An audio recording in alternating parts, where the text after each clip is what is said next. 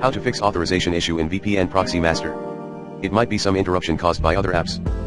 Please ensure you are using the latest version, then close all the apps that are running in the background and relaunch VPN Proxy Master.